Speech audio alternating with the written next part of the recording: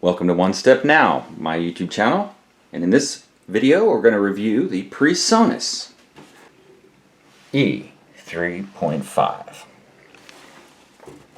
Okay, so these speakers I bought in order to use in a DAW that I set up. I bought FL Studio. There's another video in OneStepNow about FL Studio if you're interested in that. And by the way, the links to buy these are in the description. You can support the channel that way if you find it useful. So the reason I got this particular speaker was I didn't have a space to put a very large speaker, and that might be your situation too. I needed a fairly small speaker, so you can see it's compact. I can lift it with one hand. By the way, stay to the end of the video. I'll give you a hack tip to make the most out of these speakers. And click the links in the description if you find this useful. That helps support the channel and keep it going as I review lots of equipment. You can check the playlist on the channel to see all the things I review. But these are gems of little speakers. They cost me about $100, let's say. Price goes up and down, but reasonable price, small. They sound good. I've had them now for about a year. They sound good on a low volume. They sound good on a high volume. They don't get very, very loud, but they get loud enough to be ridiculously loud in a house with other people. So, that's good for me. A lot of us don't have the ability to crank the music, so we get the headphones, but then the headphones become a sweaty situation, so we want something like this. That's what happened to me, and by the way, I can recommend some excellent headphones too. Go look at those videos for the headphones. A very inexpensive version of wired headphones that you plug into this thing, which I can also tell you about. That's a digital audio interface, but let's stay focused. This speaker sounds really good. And all you do is to turn on right here, and then that powers on both of the speakers.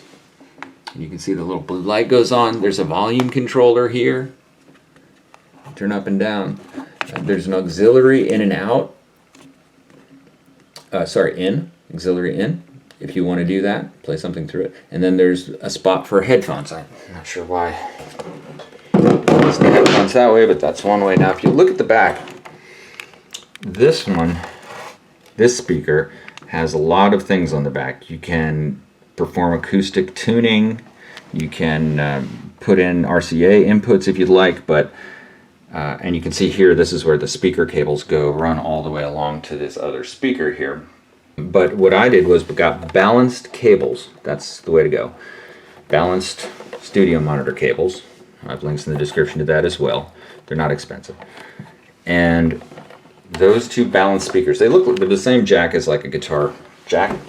They go all the way through and plug into the Focusrite, which is your digital interface. This is what converts the analog signal from a guitar or a microphone into the digital input that a computer will receive, and you need one of these.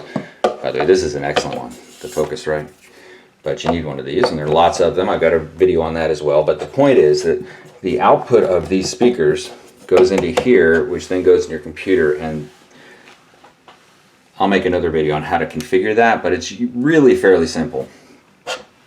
But suffice it to say, if you get these speakers and you want to hook them to a DAW, you'll need to get these balanced cables, and you'll need to get some kind of audio interface, digital audio interface.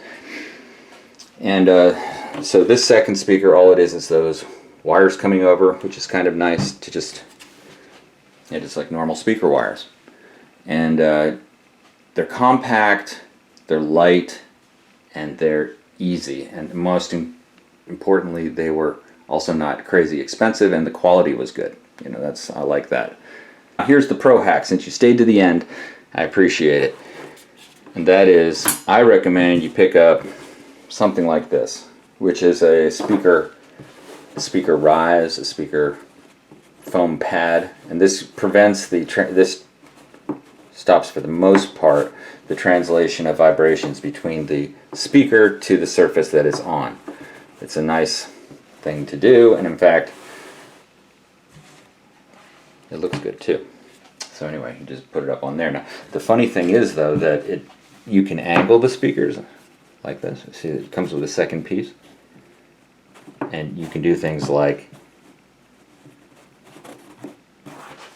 Yeah, like this. Okay, so now I made it the contours. In fact, maybe this is the new way I'll do it. Oh, look at that.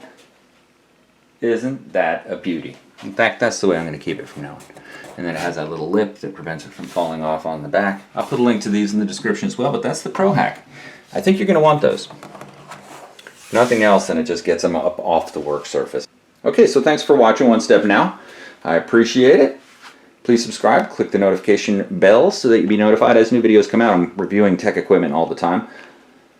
Like, well, even guitars, drones, digital audio workstation things, and more. Even this desk here. Everywhere I look, there's something to review that will be potentially useful to you, and that's the whole idea, is to be useful.